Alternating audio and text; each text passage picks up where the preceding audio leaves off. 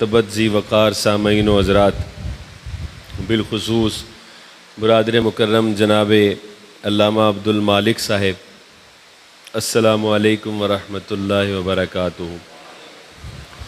میری اور آپ کی خوش بختی ہے کہ اللہ جل وعلا نے ہمیں پاکیزہ اور مطہر گھر، اپنے گھر مسجد کے اندر بیٹھ کر پاکوں کا ذکر کرنے کی توفیق عطا فرمائی۔ اللہ تعالیٰ آپ کی اس مجلس نور کو، انتظام و انصرام کرنے والوں کو، آپ سب کو جو یہاں سننے کے لیے آئے ہیں، مجھ سمیت اللہ دونوں جہانوں میں برکتیں عطا فرمائے۔ سیدنا عمر فاروق رضی اللہ تعالیٰ عنہ مراد رسول ہیں، دوسرے خلیفہ ہیں، اور میرے اور آپ کے کریم آقا صلی اللہ علیہ وسلم کے رفیق خاص ہیں۔ دنیا میں بھی حضور کے ساتھ ہیں، قبر میں بھی حضور کے ساتھ ہیں، اور میرے رسول نے فرمایا کہ جب میدان محشر میں میں اپنے روضہ انور سے اٹھوں گا تو ایک طرف ابو بکر ہوگا، دوسری طرف عمر ہوگا۔ اسی عظیم المرتبت بارگاہ میں خراج عقیدت پیش کرنے کے لیے میں چند لمحے آپ سے مخاطب رہوں گا۔ میں اور آپ مسلمان ہیں، ہم نے کلمہ پڑھا، یہ ہماری خوش بختی ہے، لیکن اس کے لیے ہمیں کوئی تگ و دو نہیں کرنا پڑی۔ ہم پیدا ہوئے تھے تو ہمارے والد محترم نے مسجد کے امام صاحب کو بلایا اور اس نے آ کے ہمارے کان میں صدا دی، مبارک ہو تو محمد عربی کا غلام بن کے آ رہا ہے۔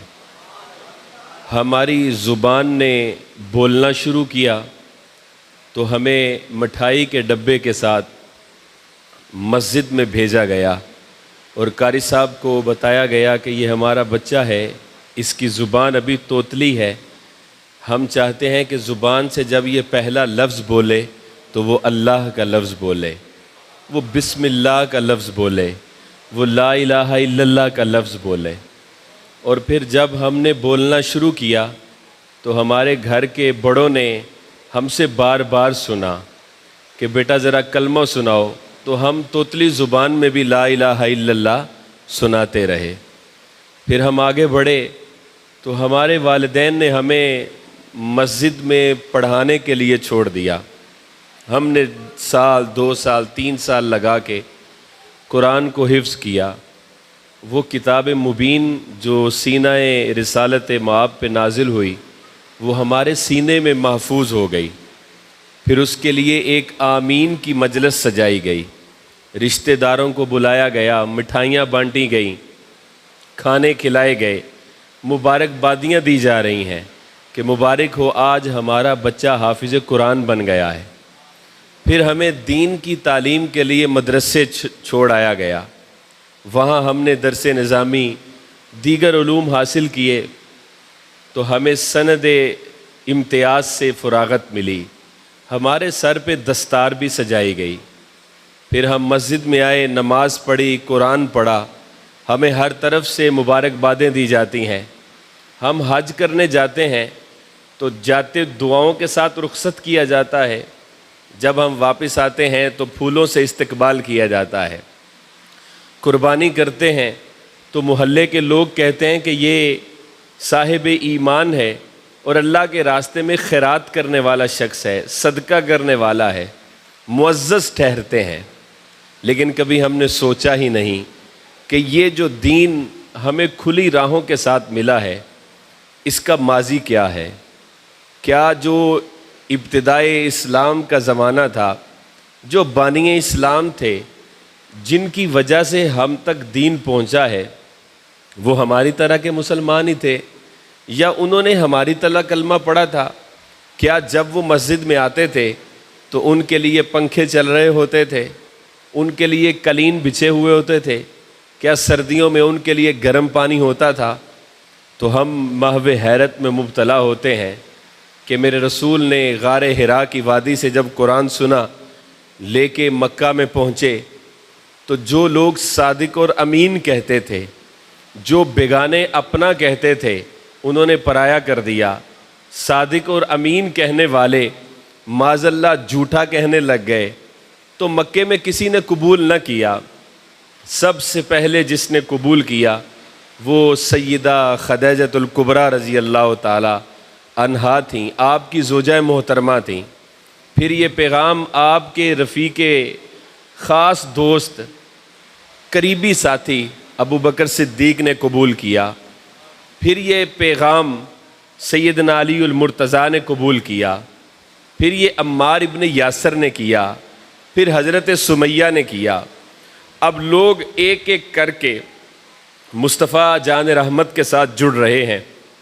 کافروں کے دل جو ہے وہ ہلچل میں مبتلا ہو رہے ہیں کہ ایک شخص ہے، ہم اس کو ختم کر دینا چاہتے ہیں، لیکن 1 سے 2 ہو گئے، 2 سے 4 ہو گئے، 4 سے 6 ہو گئے، آج پھر 38 لوگ مکمل ہوئے تو ابو جاہل سے رہا نہ گیا۔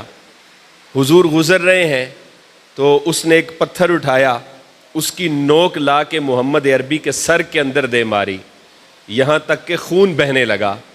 حضور خون آلود ہیں اور صحن کعبہ ہے، سر بسجود ہو گئے کہ مالک ان صلاتی و نسکی و محیای و مماتی للہ رب العالمین، میری ساری قربانیاں تیرے لیے ہیں۔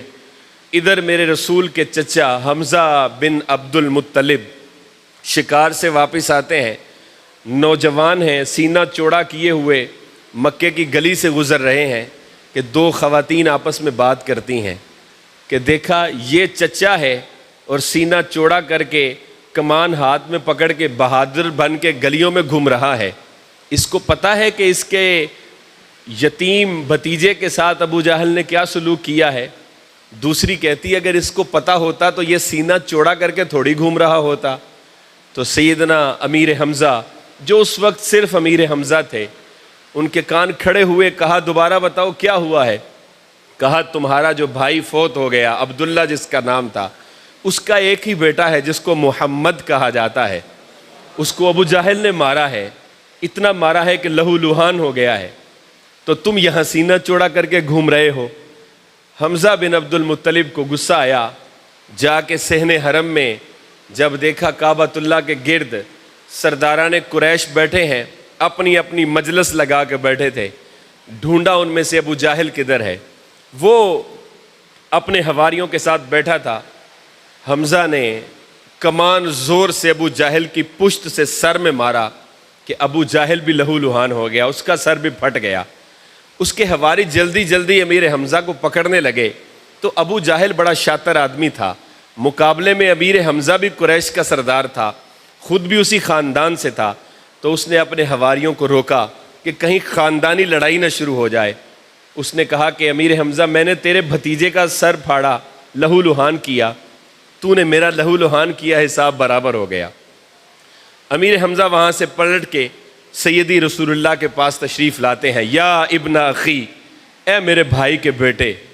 حضور نے سر سجدے میں رکھا ہے، سر نہیں اٹھایا۔ دوسری مرتبہ پھر کہا میرے بھائی کے بیٹے، حضور نے سر نہیں اٹھایا۔ اللہ کی بارگاہ میں، اپنی غمگسار رب کی بارگاہ میں اپنے دکھڑے بیان کر رہے تھے۔ کہیں مکے کی گلیوں میں پتھر کھائے، کہیں کانٹے بچھے، کہیں اوجریاں پھینکی گئیں، کہیں کپڑے کا تاؤ دے کے مکے کی گلیوں میں گھسیٹا جاتا رہا، مجنوں کہا گیا، ماں کو گالیاں دی گئیں، آج پتھر مار کے لہو لہان بھی کر دیا ہے، رب کی بارگاہ میں سر بسجود تھے۔ پھر آواز آئی یا ابن اخی، میرے بھائی کے بیٹے۔ حضور نے سر اٹھایا۔ ابھی سیدی رسول اللہ ایک لفظ نہیں بولے کہ امیر حمزہ جلدی جلدی خود ہی بولے کہ میں نے تمہارا بدلہ لے لیا ہے، اب تو تم خوش ہو۔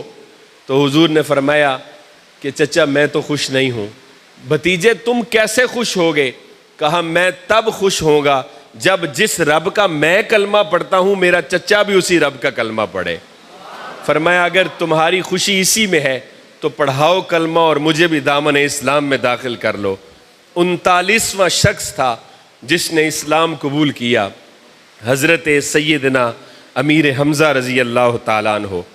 کفار پہلے ہی پریشان تھے، اب مسلمانوں کے قافلے کے اندر ایک سردار بھی شامل ہو گیا۔ ادھر حضور نے امیر حمزہ کو کلمہ پڑھایا، دوسری طرف آگے بڑھ کے غلاف کعبہ کو تھاما، اللہم اعز الاسلام باحب الرجلین عمر ابن الخطاب او عمر ابن الحشام، مالک ان دو جوانوں میں سے ایک بندہ ہمیں دے دے، یا عمر ابن خطاب دے دے یا عامر ابن حشام دے دے۔ ابو جاہل کا دوسرا نام تھا۔ آج کتنے لوگ ہیں جو اس کے اصل نام کو بھی نہیں جانتے ہیں، اس لیے کہ مصطفیٰ کی بارگاہ سے جو رد کر دیا جاتا ہے لوگ اس کے نام کو بھی بھول جاتے ہیں۔ اللہ کی بارگاہ میں دعا کی، مالک نے دعا قبول کر لی۔ سیدنا امیر حمزہ کا اسلام قبول کرنا عرب کے اندر بہت بڑی ہلچل تھی۔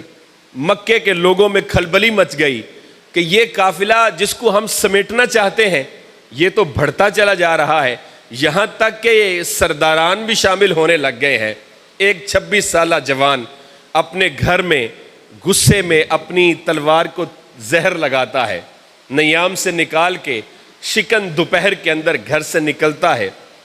راستے کے اندر نعیم بن عبداللہ بنو زہرہ کا نوجوان ملتا ہے۔ کہا عمر کدھر جا رہے ہو؟ کہا آج جس سے پورے مکے کے کفار پریشان ہیں، سرداران پریشان ہیں، غم و غصے میں ہیں، جو ہمارے خداؤں کو برا بھلا کہتا ہے، آج اس کا سر قلم کرنے جا رہا ہوں۔ کہا تو اس کا سر قلم بعد میں کرنا، پہلے اپنے گھر کی تم خبر لو پھر تم اس تک پہنچنا۔ عمر نے کہا لگتا ہے تم بھی اس کے دیوانے ہو۔ یہ نعیم بن عبداللہ نے اسلام تو قبول کر لیا تھا لیکن ابھی اعلان نہیں کیا تھا کفار کے ڈر سے۔ کہا ہاں تیری بہن بھی اسی محمد کی غلام ہے۔ عمر نے کہا اگر ایسا ہے تو پہلے بہن کا گھر دیکھاں گا پھر محمد کے گھر جاؤں گا۔ اپنی بہن کے دروازے پہ پہنچے، جلدی جلدی دروازے کو دستک دی، اندر سے قرآن پڑھنے کی آواز آ رہی ہے، طٰہٰ ما انزلنا علیک القرآن لتشقیٰ، کہ آ محبوب، زلفوں والے محبوب، واللیل کی زلفوں والے، ہم نے تو تمہارے اوپر قرآن سختی کے لیے نازل تو نہیں کیا۔ دروازے پہ دستک دے رہے ہیں، اندر سے بہن نے پوچھا دروازے پہ کون ہے؟ کہا عمر ابن خطاب۔ سیدنا خباب بن ارت قرآن پڑھا رہے تھے، فاطمہ بن خطاب قرآن پڑھ رہی تھی اور آپ کے شوہر سعید قرآن پڑھ رہے تھے۔ جلدی جلدی وہ چمڑا، وہ ہڈیاں، وہ پتے جس پہ بھی قرآن لکھا تھا اٹھایا اور بالکونی پہ رکھا۔ حضرت خباب بن ارت یہ وہ صحابی ہیں، یہ وہ قاری قرآن ہیں کہ جن کو پہلا قاری قرآن ہونے کا اعزاز حاصل ہے۔ خیرکم من تعلم القرآن وعلمہ کا پہلا مصداق جو شخص ٹھہرا وہ خباب بن ارت ہیں، اور آسانی سے قاری نہیں بنے ہیں، میری طرح نہیں ہے کہ ہم آئے تو نعرے لگ رہے تھے، پھول پھینکے جا رہے تھے، انتظار کیا جا رہا تھا، نہیں، بلکہ ان کے سینے کے اندر لوہے کی کنگھی کو چبو کے ایسے کھینچا گیا کہ آپ کی پسلیوں کے اوپر سے سارا گوشت اتر گیا اور پسلیاں آتی رہیں۔ تو کہا قرآن پڑھانا چھوڑو گے؟ فرمایا جان تو چلی جائے گی، قرآن پڑھانا کبھی نہیں چھوڑیں گے۔ وہ خباب بن ارت اندر قرآن پڑھا رہے تھے۔ حضرت عمر نے پوچھا کیا پڑھ رہے تھے؟ کہا قرآن پڑھ رہی تھی۔ فرمایا لاؤ مجھے بھی دو۔ بہن نے کہا میں تو تمہیں نہیں دوں گی۔ عمر ابن خطاب نے بہن کو مارنا شروع کر دیا، اتنا مارا کہ خود ہی تھک کے بیٹھ گئے۔ تو فاطمہ بنت خطاب نے کہا کہ عمر اگر تو خطاب کا بیٹا ہے تو میں بھی خطاب کی بیٹی ہوں، تو مارتے مارتے تھک سکتا ہے لیکن میں مار کھاتے محمد کے لیے تھک نہیں سکتی ہوں۔ فرمایا مجھے بتاؤ وہ کون سی ایسی چیز ہے جس نے اتنا دلیر کر دیا ہے، لاؤ مجھے بھی وہ قرآن دو۔ تو کہا لا یمسہ الا المطہرون، ہماری کتاب مبین کو پاکیزگی کے علاوہ نہیں چھوا جا سکتا۔ فرمایا مجھے کیا کرنا پڑے گا؟ کہا غسل کرنا پڑے گا۔ عمر بھی نہیں جانتا تھا، فاطمہ بنت خطاب بھی نہیں جانتی تھی کہ مصطفیٰ کریم کی دعا قبول ہو چکی ہے۔ عنایت کا جوڑا، اجابت کا جوڑا، عنایت کا صحرا، دلہن بن کے نکلی دعائے محمد۔ حضور کی دعا تھی، ادھر عمر غسل کر رہا ہے، ادھر سے کفر اس کے جسم سے دل رہا ہے۔ آ کے بیٹھے، خباب بن ارت کو بولا قرآن سناؤ۔ حضرت سیدنا خباب بن ارت قرآن سنا رہے ہیں، عمر کی آنکھوں سے آنسو جاری ہیں، جسم پہ کپ کپی طاری ہے۔ کہا مجھے بتاؤ تمہارا محمد رہتا کدھر ہے؟ کہا آؤ دار ارقم کے چبوترے پہ تمہیں لے چلتے ہیں۔ یہ پہلی اسلام کی درسگاہ تھی۔ عمر ابن خطاب کو وہاں لے جایا گیا۔ سیدنا امیر حمزہ عمر کو دیکھ کے کھڑے ہو گئے، تلوار نیام سے نکال لی۔ اگر عمر برے ارادے سے آیا ہے تو اس کا سر قلم کروں گا۔ فرمایا عمر برے ارادے سے نہیں آیا، آج عمر تمہاری صفوں میں شامل ہونے کے لیے آیا ہے۔ وہ تلوار، وہ اسلحہ جو اس وقت کا اسلحہ تھا، وہ حضور کے قدموں پہ رکھا، غلامی قبول پی، کلمہ پڑھا، 40 لوگ ہوئے، اتنی زور سے نعرہ لگا کہ پورے مکے کی جو جتنی آبادی تھی سب نے سنا کہ 40 لوگوں نے آج اللہ اکبر کا نعرہ لگایا ہے۔ پہلا سوال کیا کیا؟ یا نبی اللہ کیا ہم حق پر نہیں ہیں؟ کہا ہم حق پر ہیں، اور میں اگر حق پر ہے تو پھر آج کے بعد ہم چھپ کے عبادت نہیں کریں گے۔ 20 لوگوں کی 2 قطاریں بنائی گئیں، ایک کے آگے سیدنا امیر حمزہ، دوسری کے آگے سیدنا عمر ابن خطاب، اور درمیان میں جان کائنات حضرت محمد مصطفیٰ ہے۔ آپ مکہ المکرمہ میں صحن حرم میں پہنچے اور علل اعلان پہلی عبادت سیدنا عمر فاروق رضی اللہ تعالیٰ عنہ کے اسلام قبول کرنے کے بعد کی گئی۔ صاحب یہ وہ شخص ہے کہ جس کو میرے رسول نے مانگ کے لیا ہے۔ سارے مرید رسول ہیں، یہ مراد رسول ہے، اور اللہ نے اسلام کو جو عزت، جو عظمت اور جو رفعت سیدنا عمر فاروق رضی اللہ تعالیٰ عنہ سے دی، وہ شاید کسی اور سے نہ دی ہو۔ اور پھر حضرت عمر فاروق نے جتنے کام کیے علل اعلان کیے۔ حضرت عمر نے اسلام قبول کیا تو اسلام قبول کرنے کے بعد مکے کی گلیوں میں دروازوں پہ دستک دے دے کے کہا کہ تم پہلے جو مسلمان ہوتے تھے ان کو مارتے تھے، ڈراتے تھے، دھمکاتے تھے، بائیکاٹ کرتے تھے، اور وہ تم سے کمزور تھے اور ڈر جاتے تھے۔ عمر نے اسلام قبول کیا ہے، اگر کسی نے اپنی بیوی کو بیوہ کرنا ہے تو وہ سامنے آئے، عمر کی تلوار اس کا مقابلہ کرے گی۔ سیدنا عمر گلیوں میں لوگوں کو بتا رہے ہیں میں نے اسلام قبول کیا، تو ایک راستے میں ایک خاتون ملی، زنیرہ اس کا نام تھا۔ حضرت سیدنا عمر فاروق نے جب لوگوں کو صدا دی کہ میں مسلمان ہو گیا ہوں تو وہ خاتون آگے آ گئی۔ اس نے جب اسلام قبول کیا تھا تو اس کا مالک اس کو کوڑے مار رہا تھا، اتنے کوڑے مارے کہ مالک تھک کے بیٹھ گیا۔ وہاں سے عمر بن خطاب کا گزر ہوا تو مالک نے حضرت عمر کو پکڑایا درہ، کہا عمر یہ میری باندی ہے، میری لونڈی ہے، اسلام قبول کر لیا ہے، تم اس کو مارو۔ حضرت عمر درے مارنے لگے، یہاں تک کہ اس کی گردن میں درہ ڈال کے اتنے تاؤ دیے کہ اس کی آنکھیں باہر آ گئیں۔ مالک نے کھڑے ہو کے کہا زنیرہ جس نبی کا کلمہ پڑھتی ہے اب اس کو بلا نہ تیری آنکھوں کی روشنی لے کے آئے۔ وہ حضرت زنیرہ ہاتھ اٹھا کے مالک کی بارگاہ میں، مالک یہ جان، یہ آنکھیں، یہ زبان، یہ کان، یہ سب کچھ مصطفیٰ کے نام پہ قربان ہے۔ میری ذات کی بات ہوتی تو کبھی بینائی نہ مانگتی، لیکن آج تیرے مصطفیٰ کی ذات کی بات ہے۔ ان کافروں کے سامنے اگر میری آنکھیں واپس نہ آئیں تو یہ کافر مصطفیٰ کی ہنسی اڑائیں گے، تو مالک میری آنکھیں لوٹا دے۔ کہا عمر آج تو لوگوں کو دروازے دستک دے دے کے بتا رہا ہے کہ میں نے اسلام قبول کیا ہے، میری ان آنکھوں کی طرف دیکھ، یہ وہی آنکھیں ہیں جو تیرے مارنے کے بعد مصطفیٰ کے نام پہ رب نے عطا کی تھی، تو اللہ نے روشنی بھی عطا کر دی۔ یہ عمر تھے کہ جن کو اللہ نے اتنی عزت دی کہ سارے لوگوں نے ہجرت خاموشی سے کی، حکمت کی وجہ سے لوگوں کو بتائے بغیر کی، لیکن عمر نے علل اعلان کہا کل اتنے بجے، وقت بھی بتایا، میں خانہ کعبہ سے نکل کے میں مدینہ ہجرت کرنے کے لیے جا رہا ہوں، جو اپنے بچوں کو یتیم کرنا چاہتا ہے وہ عمر کا راستہ روکے۔ یہ عمر تھے کہ جنہوں نے 22 لاکھ مربع میل پہ حکومت بھی کی ہے، لیکن عاجزی کا درس نہیں چھوڑا۔ اپنے آپ کے اندر جو ابتدائے زمانہ کے اندر تبدیلیاں تھیں وہ انتہائی زمانہ کے اندر کی۔ حضور کا جو عہد تھا اس کے اندر مسلمانوں کے پاس اتنے وسائل نہیں تھے۔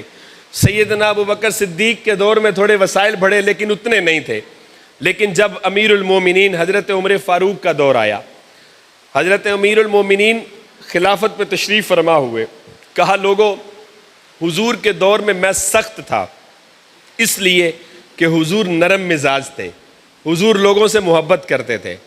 لوگوں ابو بکر کے دور میں سخت تھا، میں تلوار سے بات کرتا تھا، اس لیے کہ ابو بکر حلیم طبیعت کے مالک تھے، نرم مزاج تھے۔ آج میں خلافت کے منصب پہ برجمان ہوں، آج کے بعد آپ میری سختی نہیں دیکھیں گے۔ فاسق اور فاجر کے لیے میری سختی ہوگی، لیکن عام مسلمانوں کے لیے میں نرم ہی رہوں گا۔ اب اللہ کے رسول نے سیدنا عمر فاروق رضی اللہ تعالیٰ عنہ پہ نظر کرم اتنی تھی کہ اسلام پھیلنے لگا، یہاں تک کہ 22 لاکھ مربع میل تک اسلام پھیل گیا۔ حضرت علی المرتضیٰ شیر خدا، حضرت عبد الرحمن بن عوف، دیگر کچھ سینئر صحابہ بیٹھے، انہوں نے کہا کہ حضرت عمر کے پاس 2 لباس ہیں، اور لباس بھی ایسے ہیں کہ ایک لباس کے اوپر 17 پیوند لگے ہیں۔ تو امیر المومنین ہے، پورے عرب اور عجم کے اندر ہمارا نام ہے، اسلام کا سکہ ہے، لوگ عمر کے نام سے بھی ڈرتے ہیں۔ سیدنا عمر مہینے میں 1 دن گوشت کھاتے تھے، آج امیر المومنین ہونے کے باوجود بھی 1 دن ہی گوشت کھا رہے ہیں۔ آپ آٹا چھاننی کے بغیر کھاتے تھے، آج امیر المومنین ہونے کے باوجود بھی اسی طرح کھا رہے ہیں۔ تو کیوں نہ حضرت عمر فاروق سے یہ کہا جائے کہ آپ اپنا رہن سہن تبدیل کر لیں۔ اللہ نے وسائل دیے ہیں، جتنا مال اس وقت اسلام کے پاس ہے پہلے نہیں تھا، تو آپ بیت المال سے اچھا وظیفہ لیں۔ جتنے بھی ہمارے خلفاء آئے ہیں ان میں سے سب سے کم جس شخص نے تنخواہ وصول کی ہے وہ حضرت عمر فاروق کا نام ہے، سب سے کم۔ انہوں نے آپس میں مشورہ کیا کہ ہم حضرت عمر سے کہیں گے کہ لباس بھی اچھا کریں، اپنی خوراک بھی اچھی کریں، رہن سہن اچھا کریں۔ تو حضرت علی نے کہا عبد الرحمن سے کہ عمر سے کون کہے گا؟ تو کوئی تیار نہ ہوا۔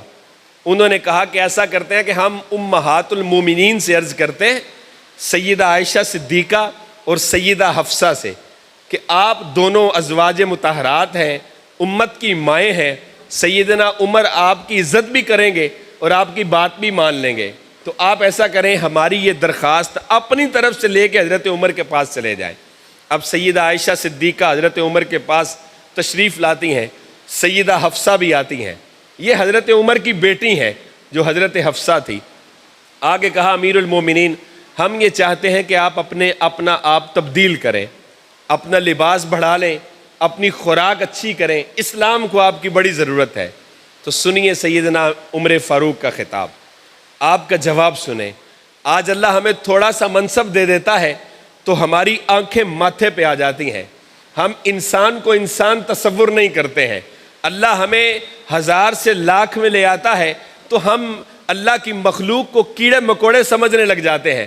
جو بندہ مسجد میں 10 روپے دے دیتا ہے وہ امام کی توقیر نہیں کرتا، جو محلے کا کونسلر منتخب ہو جاتا ہے وہ منتخب ہونے کے بعد انسان نہیں سمجھتا اپنے ووٹروں کو اور سپورٹروں کو۔ لیکن یہ کارکن ایسا تھا کہ جس کی تیاری اور جس کی جو ہے وہ تربیت محمد عربی صلی اللہ علیہ وسلم نے کی تھی۔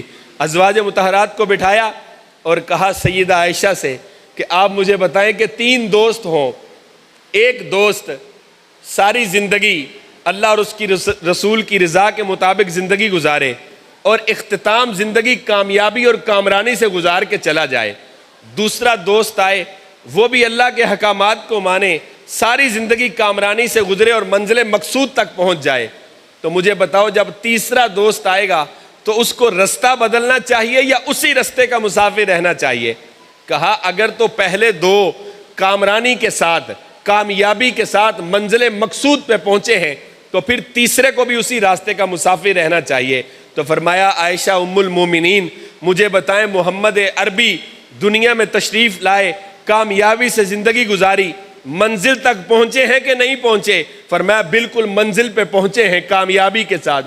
فرمایا ان کے دوست ابو بکر دنیا میں زندگی گزاری محمد کے طریقے پہ، بتائیں کامیابی سے زندگی گزاری ہے کہ نہیں گزاری؟ کہا بالکل گزاری ہے۔ فرمایا منزل مقصود پہ پہنچے ہیں کہ نہیں پہنچے؟ کہا بالکل پہنچے ہیں۔ تو فرمایا مجھے بتائیں پھر میں ان کا تیسرا دوست ہوں، عمر مجھے کہا جاتا ہے، بتاؤ میں محمد کے طریقے پہ رہوں یا اس رستے سے ہٹ جاؤں؟ فرمایا پھر اسی رستے پہ چلو۔ فرمایا بیٹی حفصہ تم مجھے بتاؤ میرے رسول کے پاس کتنے جوڑے تھے؟ کہا امیر المومنین حضور کے پاس ایک ہی جوڑا تھا۔ کہا تمہیں پتہ ہے کہ کئی مرتبہ بلال آ کے دروازے پہ دستک دیتے تھے کہ یا رسول اللہ اذان ہو گئی ہے، جماعت کا وقت ہو گیا ہے، صحابہ انتظار میں ہیں، آپ جماعت کروانے تشریف لائیں۔ تو حضور کیا کہا کرتے تھے؟ حضور کہتے تھے کہ بلال ابھی میرے کپڑے خشک نہیں ہوئے، میں نے دھو کے خشک ہونے کے لیے ڈالے ہیں، جو ہی خشک ہوتے ہیں تو میں پہن کے نماز کے لیے آ جاتا ہوں۔ مجھے بتاؤ میری اور تمہاری الماری کے اندر اس وقت کتنے کتنے کپڑے لٹک رہے ہیں۔ کہا حفصہ مجھے بتاؤ وہ رات تمہیں یاد ہے جس رات تو نے مصطفیٰ کریم کے اس چٹائی کا جو بستر تھا اس کو ڈبل طے کر کے لگا دیا، دوہری طے سے لگایا، اور صبح اٹھ کے حضور نے کیا کہا تھا؟ کہا مجھے یاد ہے کہ رسول اللہ نے کہا حفصہ کیا تو نے آج میرا بستر بدل دیا ہے؟ تو میں نے کہا یا رسول اللہ بستر نہیں بدلا، صرف وہ پہلے ایک طے ہوتی تھی آج 2 تہیں لگا دی ہیں۔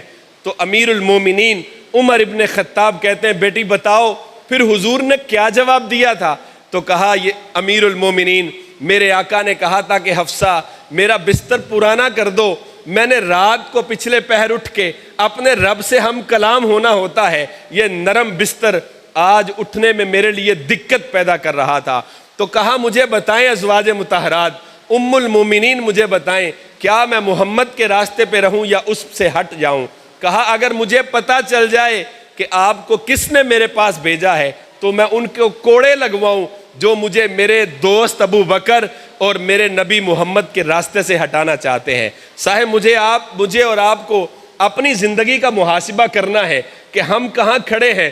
ہم تو زمین کے 1 انچ کے بھی مالک نہیں ہیں، ہماری بات تو ہمارا بیٹا ماننے کے لیے تیار نہیں ہے۔ یہ وہ عمر بات کر رہے ہیں کہ جن کی بات ہوا بھی مانتی ہے، جن کی بات دریائے نیل بھی سنتا ہے، جن کی بات زمین بھی سنتی ہے۔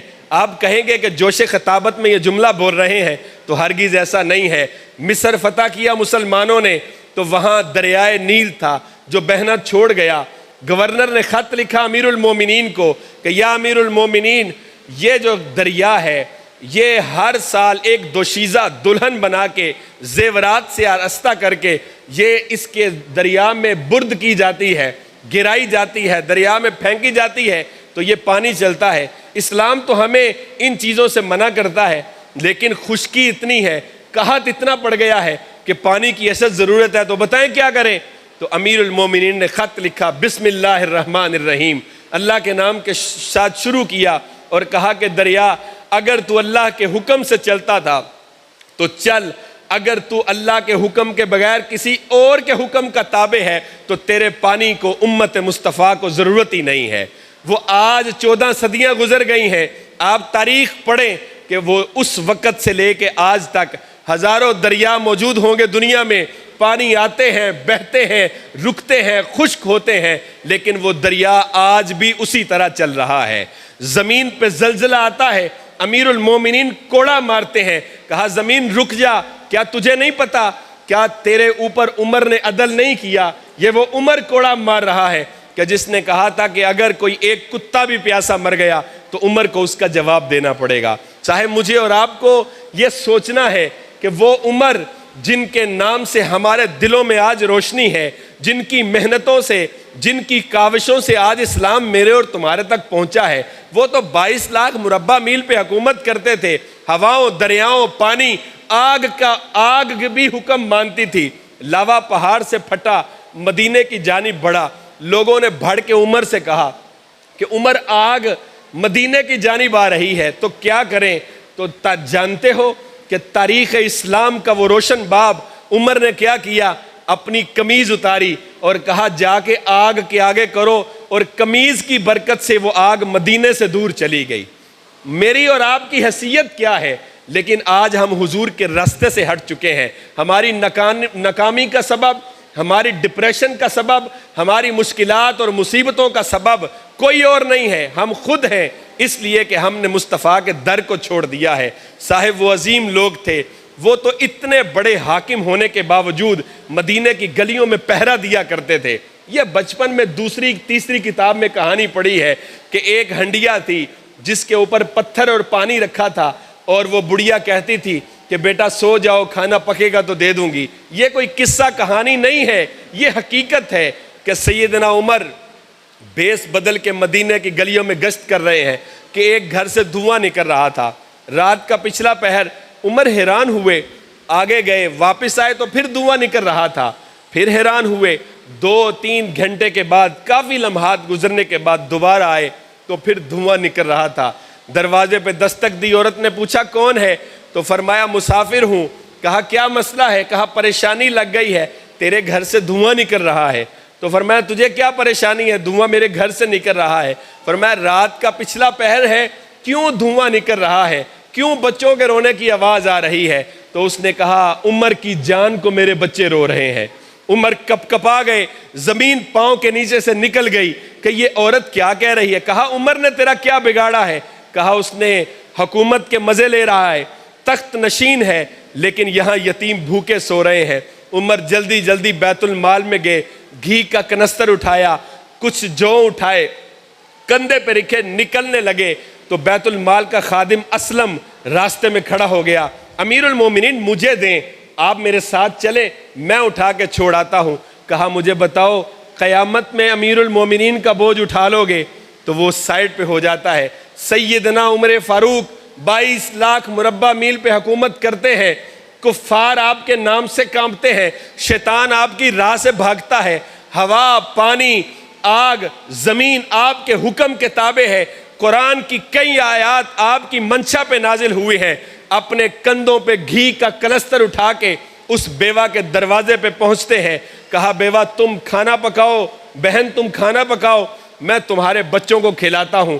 بکری کی طرح ہاتھ اور گھٹنے سے اپنے آپ کو جھکاتے ہیں، بچوں کو اوپر بٹھاتے ہیں۔ کہا عمر جتنا ان بچوں کو رلایا ہے، ابھی صحن میں چکر لگا کے اتنا ان بچوں کو ہنساؤ بھی۔ آگ بجھتی ہے تو عمر ہوا دے کے پھونکے مار کے آگ بھی جلاتا ہے، کھانا پک جاتا ہے، بچوں کے منہ میں نوالے بھی ڈالتا ہے۔ معاملہ ختم ہوا، جانے لگے تو بڑھیا نے کہا، اس بہن نے کہا کہ بتاؤ تم کہاں سے آئے ہو؟ کہا میں مسافر ہی ہوں، لیکن درخواست اتنی ہے، عمر کو معاف کر دینا۔ کہا بہن نے عمر کو معاف نہیں کروں گی۔ کہا تمہیں کیا عمر سے اتنی نسبت، تو اتنا ہمدرد کیوں ہے؟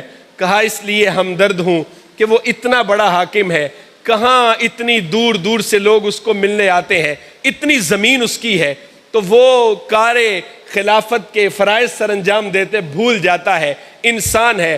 فرمایا نہیں، قیامت کا دن ہوگا، میرا ہاتھ ہوگا، عمر کا گریبان ہوگا اور رسول اللہ کا دربار ہوگا، میں عمر کو معاف نہیں کروں گی۔ مجھے بتاؤ تاریخ میں ایسا حکمران کس نے دیکھا ہے کہ گھٹنوں کے بعد زمین پہ بیٹھتا ہے، دونوں ہاتھ جوڑتا ہے، ایک ہی چادر جسم پہ ہے، 17 پیوند لگے ہیں، سامنے کوئی وقت کا حکمران نہیں کھڑا، دنیا کی پاور نہیں کھڑی، بلکہ ایک بیوہ کھڑی ہے۔ وہ 22 لاکھ مربع میل پہ حکومت کرنے والا شخص ہاتھ جوڑ کے کیا کہہ رہا ہے کہ میری بہن عمر کو معاف کر دے۔ کہا تیرے لیے ہزاروں دعائیں، عمر کو معاف نہیں کروں گی، تمہیں عمر سے کیا نسبت ہے؟ فرمایا وہ بد نصیب عمر تیرے سامنے ہی کھڑا ہے۔ بیوہ کہتی ہے اگر تو عمر ہے تو پھر تو میں تمہیں معاف کرتی ہوں۔ صاحب مجھے بتاؤ، یہ ہمارے روشن باب تھے، یہ ہمارے اسلام کے ستارے تھے، جن کو ہم نے چھوڑا، گلی گلی رسوائی ہمارا مقدر ہے۔ آج بحیثیت انسان اکیلے فرد سے لے کے امت تک ہم رسوا ہو رہے ہیں۔ اس کی وجہ یہ ہے کہ ہم نے تقوی چھوڑ دیا، ہم نے عاجزی چھوڑ دی۔ عمر نے تقوی اختیار کیا، اللہ نے عزت عطا کر دی۔ عاجزی اختیار کی، اللہ نے عظمت عطا کر دی۔ اللہ کے دین کے حکموں کے اوپر ایسے براجمان ہوئے کہ جب ابو لولو مجوسی نے حضرت عمر کو خنجر کے 7 وار کیے، آپ کو اٹھا کے آپ کے گھر لے جایا گیا، دودھ پلایا، آنکھوں کے رستے باہر آ گیا۔ ایک شخص آپ کا پتہ لینے آتا ہے تو اس کی شلوار اس کے ٹخنوں سے نیچے ہے، کوئی حکم فرضی نہیں تھا، لیکن عمر سیدھے ہو کے بیٹھے، کہا میری طبیعت تو ٹھیک ہے، تیرے حال اچھے نہیں لگتے، تو رسول اللہ کے حکم کے فرامین کے مطابق نہیں ہے، تیرے پاؤں سے تیری شلوار نیچے جا رہی ہے۔ صاحب دنیا میں عہدہ ہونے کے باوجود عاجزی اختیار کی، اسلام قبول کرنے کے بعد خودداری کی زندگی گزاری، اور وقت آخر تک حضرت سیدنا عمر فاروق نے اسلام کی واعظ و نصیحت، درس و تبلیغ کو اور اپنے اوپر شریعت مطہرہ کو لاگو کیے ہوئے نہیں چھوڑا۔ تو مجھے بتائیں ہم کہاں کھڑے ہیں؟ اگر ہم امیر المومنین کا نام بھی لیتے ہیں اور پھر ان کی بات نہیں مانتے ہیں تو پھر ہم منافق کہلاتے ہیں۔ سچا مسلمان وہی ہے کہ جس کا دل بھی عمر کے ساتھ دھڑکتا ہے، اس کا عمل بھی عمر کے ساتھ دھڑکتا ہے، اس کی زبان سے نکلنے والے قول بھی عمر کے ساتھ دھڑکتے ہیں۔ ہم سیدنا عمر کہیں، مولانا عمر کہیں، امیر المومنین کہیں، دیگے پکائیں، ختم دلوائیں، جو مرضی کریں ان کے نام کا، وہ امام حسین ہوں، وہ صحابہ اکرام ہوں، وہ اہل بیت اطہار ہوں، یا وہ سیدی رسول اللہ کی ذات گرامی ہو، اگر ہم ان کے نام پہ ہی زندہ ہیں، عمل نہیں کرتے ہیں، تو صاحب ہمیں ان دیگوں کی، ان جلسوں کی، ان چیزوں کی کوئی ضرورت نہیں ہے۔ ضرورت ہے مجھے اور تمہیں عمل کی ضرورت ہے، اور یہی اسلام اس کا تقاضی ہے کہ عمل سے زندگی بنتی ہے، جنت بھی جہنم بھی۔ یہ خاکی اپنی فطرت میں نہ نوری ہے نہ ناری ہے۔ انسان کو بنانے کا مقصد کیا تھا؟ الذی خلق الموت والحیات لیبلوکم ایکم احسن عملا۔ میرا رب کہتا ہے میں نے زندگی اور موت کو اس لیے پیدا کیا ہے، میں تم میں سے دیکھوں اچھے اعمال کون کرتا ہے۔ تو صاحب گریبان میں میں بھی جھانکوں، آپ بھی جھانکیں، سانسیں چل رہی ہیں، خون گردش کر رہا ہے، وقت ہمارے پاس موجود ہے قبل اس سے کہ ہم چٹے لباس میں چارپائی پر لٹا کے قبرستان کی طرف لے جایا جائے۔ اللہ کے بارگاہ میں آئیں، سیدنا عمر کا وسیلہ دیں، دعا مانگیں، مالک پچھلی زندگی معاف کر